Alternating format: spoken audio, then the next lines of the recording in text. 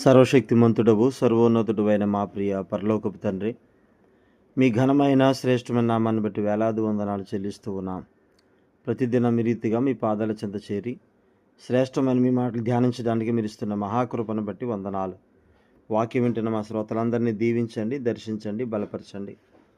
మీ కృపా కనికరముతో నింపండి, ఆశీర్వదించండి.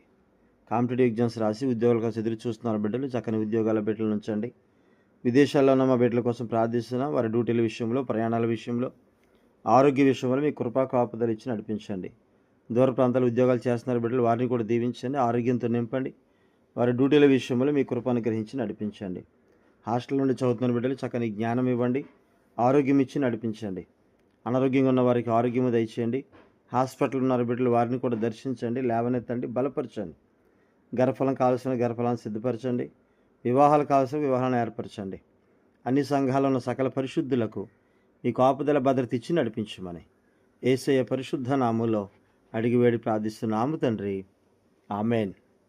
అందరికీ వందనాలండి. 33వ కీర్తన 17వ చరణం వరకు మనం చూసాం.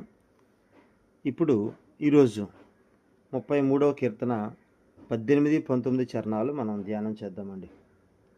వారి ప్రాణమును మరణము నుండి తప్పించుటకును, కరువులో వారిని సజీవులనుగా కాపాడుటకును, యెహోవా దృష్టి ఆయన యందు భయభక్తులు గల వారి మీదను, ఆయన కృప కొరకు కనిపెట్టు వారి మీదను నిలుచుచున్నది. దేవుని యొక్క కృప నిలబడ్డం అనేటువంటిది ఇక్కడ మనం చూస్తూ ఉన్నాం.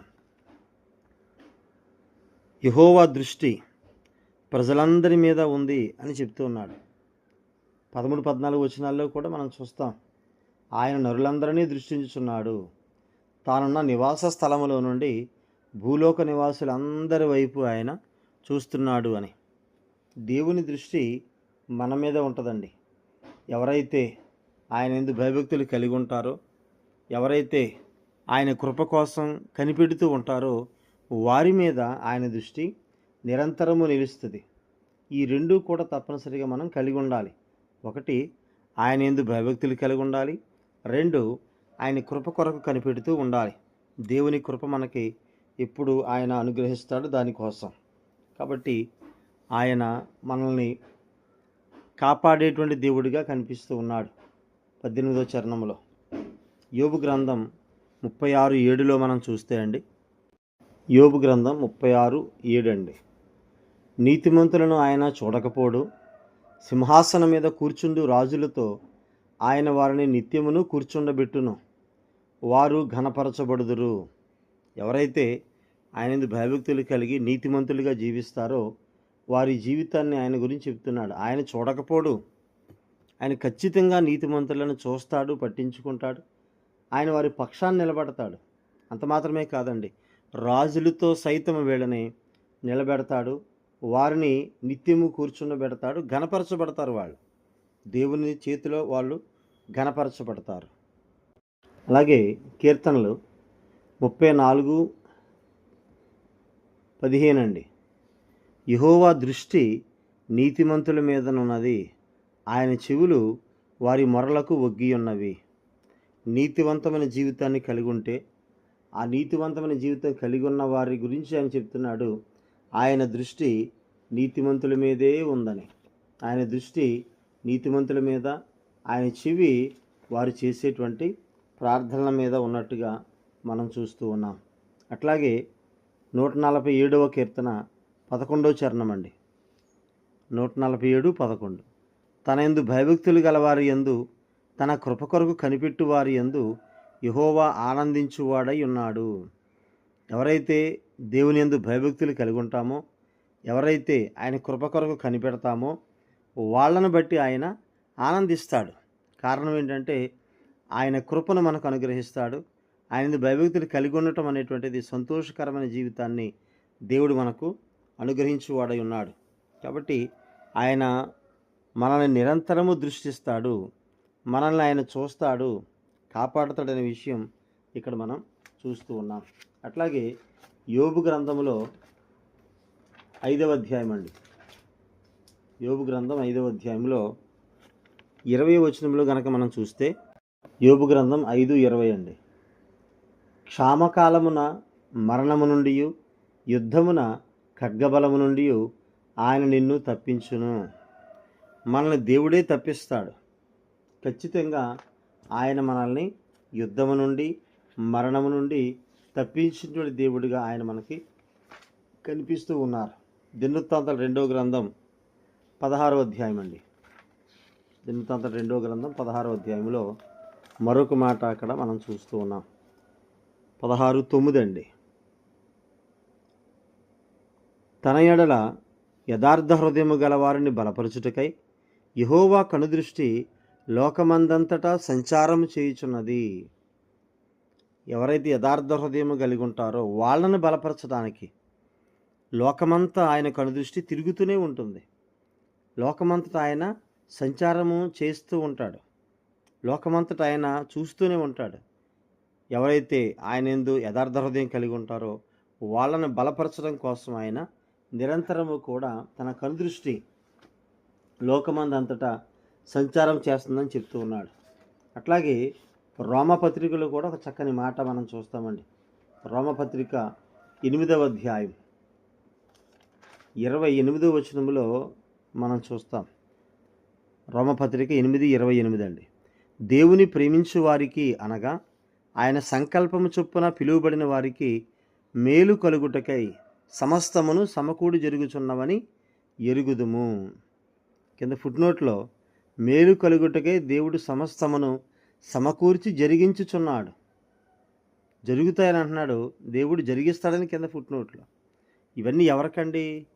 దేవుణ్ణి ప్రేమించే వారికి, ఆయన యందు యథార్థ హృదయం కలిగే వారికి, ఆయన వలె నీతివంతమైన జీవితాన్ని జీవించే వారికి, ఆయనలో భయభక్తులు కలిగి ఉండేవారికి. అదే దేవుని ప్రేమించడం అంటే.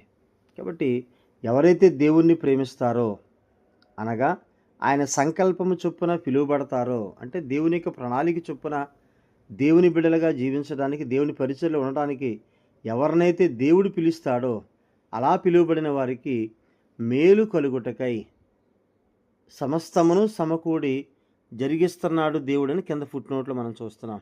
దేవుడే ఆ కార్యాలు సమస్తము కూడా జరిగిస్తూ ఉంటాడు. కాబట్టి దేవుణ్ణి ప్రేమించడం, ఆయన సంకల్పము చొప్పున పిలువబడిన ఆ పరిస్థితిలో మనం ఉన్నామా లేదా, మనం నిజంగా దేవుని పరిచర్య కొరకు కానీ దేవుని యందు విశ్వాసం కలిగి జీవించే వారిలాగా మనం కూడా ఆయన పిలుపులో ఉన్నామా లేదా ఒకసారి మనల్ని మనం పరిశీలించుకోవాలి. అలా పరిశీలించుకొని నిర్ధారించుకొని అప్పుడు దేవుని యందు మనం ఆధారపడగలిగితే, అప్పుడు దేవుని పరిచయం చేయగలిగితే తప్పనిసరిగా ఆయన దృష్టిలో మనం ఉంటాం. ఆయన ప్రణాళికలో ఉన్న మనము ఖచ్చితంగా ఆయన దృష్టిలో ఉంటామండి. అందుకే ఈ 18-19 చరణాలు ఆయన చెప్తున్నాడు, అలాంటి వారి ప్రాణమును మరణము నుండి తప్పించడానికి, కరువులో వారిని సజీవులనుగా కాపాడడానికి యెహోవా దృష్టి. ఇక్కడ 2 విషయాలు, ఆయనందు భయభక్తులు గల వారి మీద, ఆయన కృప కొరకు కనిపెట్టు వారి మీద నిలుచుచున్నది. దేవుని దృష్టిని మన మీద నిలవాలి, దేవుని దృష్టి మన పట్ల ఖచ్చితంగా ఉండాలి అని అంటే, 1 ఆయనందు భయభక్తులు కలిగి ఉండాలి, 2 ఆయన కృప కొరకు కనిపెట్టువారై ఉండాలి. రోమపత్రికలో 4వ అధ్యాయంలో చివరి వచనంలో ఒక మాట మనం చూస్తామండి.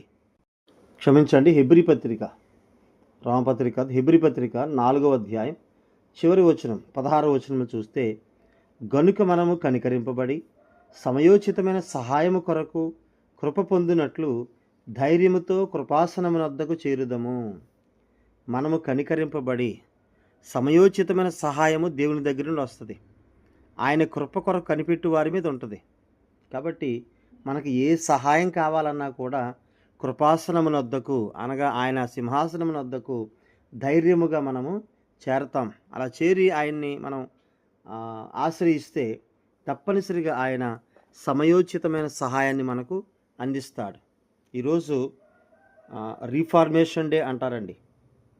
1517వ సంవత్సరం అక్టోబర్ 31లో మార్టిన్ లూథర్ గారు, జర్మనీ దేశానికి చెందిన ఆయన, 95 సూత్రాలతో కూడినటువంటి కొన్ని విషయాలు విటెన్బర్గ్లోని ఆల్ సెయింట్ చర్చ్ ఆ దేవాలయం మీద ఆయన ఆ 95 సూత్రాలు అంటించారు.